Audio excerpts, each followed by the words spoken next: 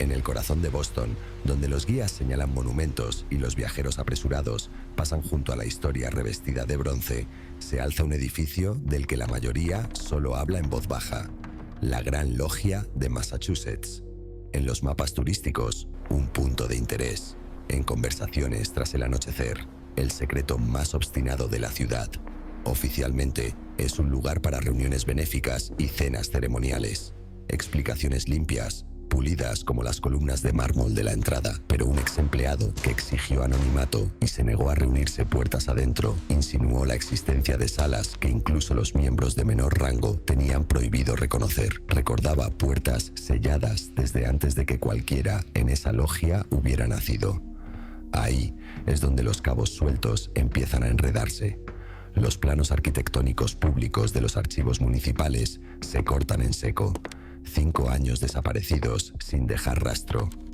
Los nombres de los supuestos arquitectos cambian de un folleto a otro, como si alguien reescribiera huellas sobre un camino embarrado. Y enterrada en el catálogo del Museo Municipal, una queja de 1921 que describe ruidos inquietantes en la logia por la noche. Desapareció de los registros poco después, marcada como una inconveniencia archivística.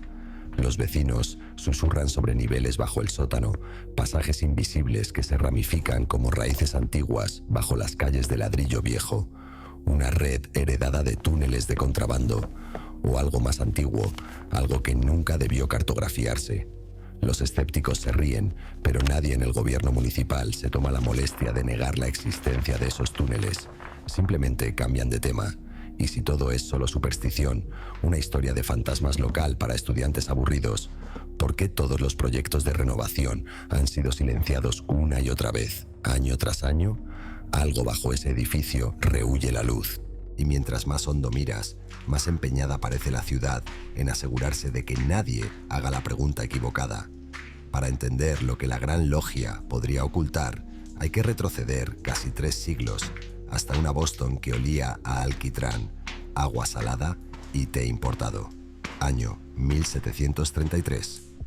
Un pequeño círculo de hombres, mercaderes, impresores, artesanos, funda la primera logia masónica en las colonias americanas.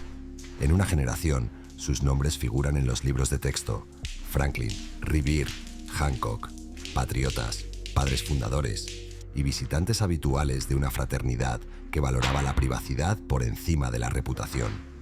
Su influencia se filtró en los huesos de la ciudad. Algunas plazas siguen diseños geométricos que reflejan los símbolos grabados en los anillos de la logia, fachadas con tallas que, para la mayoría, son ornamentos, para un ojo entrenado, coordenadas a la vista. Cuando la Gran Logia se levantó en 1899 sobre los restos de un viejo almacén, los periódicos la llamaron un monumento a la fraternidad. Los planos públicos muestran salones, una biblioteca, un archivo, respetables, casi anodinos. Pero el rastro documental se quiebra. Cruzar los libros municipales con los informes financieros internos de la logia revela una discrepancia del 20% en los costos de construcción, fondos destinados a trabajos especiales, pero ninguna partida explica el término. En los planos revisados, rectángulos en blanco aparecen como pensamientos borrados, marcados como vacío técnico y sin mayor explicación. Sin anotaciones, sin firmas, solo silencio. Los historiadores, acorralados por la curiosidad, proponen explicaciones. Una teoría logística: cisternas subterráneas contra inundaciones del puerto. Funcional, inocente. Un rumor del North End. Una cámara para reliquias sacadas de Europa cuando cayeron las monarquías. Refugio para los objetos, no para los hombres.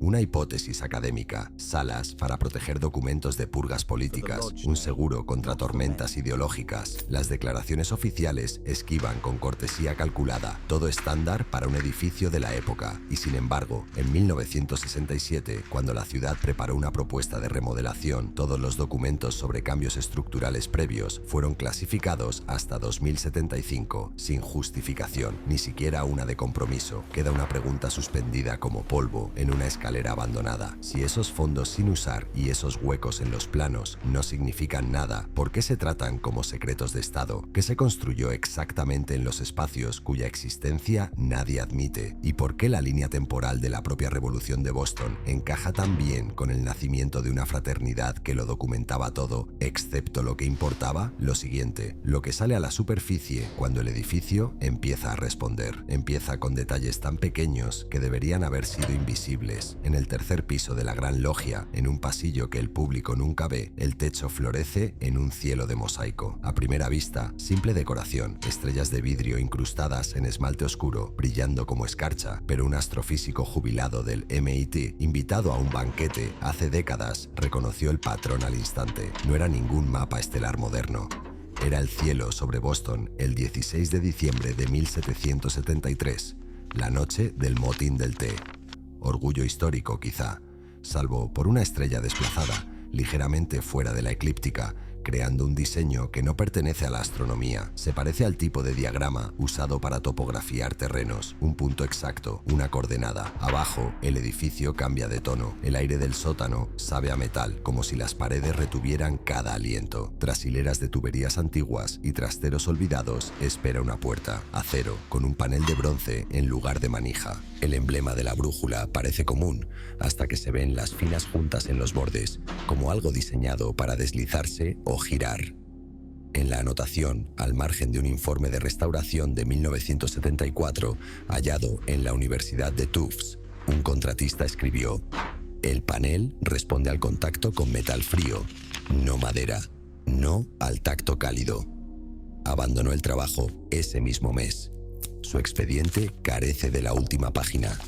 En 1997, un pequeño colectivo de historiadores locales, que se hacía llamar Boston Undercurrents, obtuvo permiso para filmar un documental sobre la arquitectura de la logia. El permiso duraba 14 días. El sexto, cesaron las grabaciones.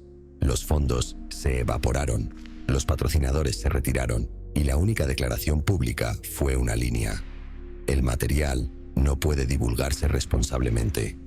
El equipo se dispersó. Uno de ellos, contactado años después, respondió por medio de un abogado, negándose a confirmar que alguna vez hubiera sostenido una cámara en ese sótano. Su único comentario escrito: algunos lugares están hechos para guardar sus propios secretos. Entrar en ellos es una forma de robo.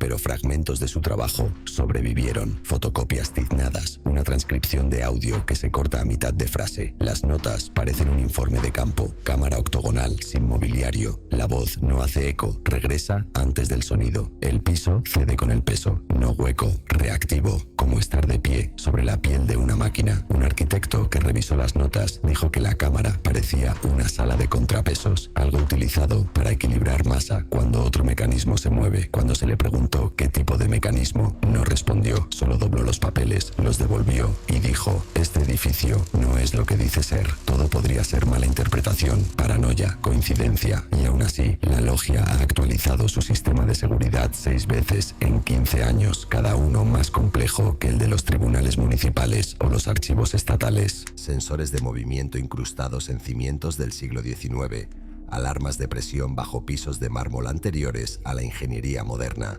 Están custodiando algo, no tesoros para exhibir, no documentos para estudiosos, algo que reacciona, algo que espera. Y lo más inquietante es esto: si esas salas nunca debieron abrirse, ¿por qué la arquitectura se comporta como un mecanismo diseñado para despertar cuando la persona equivocada pone un pie dentro? En 2013, tras una tormenta de verano, las luces del vecindario parpadearon y se apagaron por 7 minutos.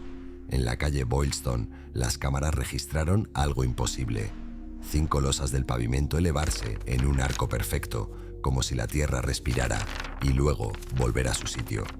Los ingenieros hablaron de cambios de temperatura, una mentira cortés. Analistas independientes coincidieron: aquel movimiento era sincronizado, mecánico. Algo ocurría bajo tierra.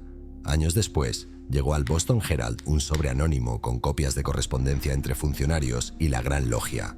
Un nombre repetido: la bóveda Meridian. Frases subrayadas: protección de patrimonio no exhibible, material anterior a la autoría constitucional, Acceso condicionado a la continuidad de la narrativa nacional. Oficialmente se descartó como fraude hasta que un experto confirmó una tinta usada solo en los años 70. Rumores crecieron. Agentes retirados insinuaron documentos capaces de reescribir el origen del país, pactos ocultos antes de la independencia. Si la bóveda Meridian protege esos secretos, lo hace para que la nación no se derrumbe bajo su peso. Sin pruebas, solo silencio vigilante, reuniones a puerta cerrada, obras nocturnas con contratos de confidencialidad, estudios sísmicos cancelados sin explicación. Las piezas forman una coordenada, hacia abajo. Tal vez solo sean reliquias frágiles, mapas incompletos, historias olvidadas. O quizá la bóveda sea un contrapeso, una estructura diseñada para contener verdades demasiado peligrosas. Un seguro, una contingencia, un archivo creado no para conservar el conocimiento, sino para encerrarlo. Cuando la ciudad se calma, algunos juran sentir un temblor leve, intencional, como si algo debajo comprobara los límites de su prisión. Si esa bóveda existe, si los mecanismos bajo Boylston son reales, una pregunta espera cargada. ¿Qué se enterró para que una nación pudiese nacer? Y la más inquietante, si la bóveda se abre, ¿la historia sobrevivirá a la verdad que ocultó o la verdad exigirá una historia nueva?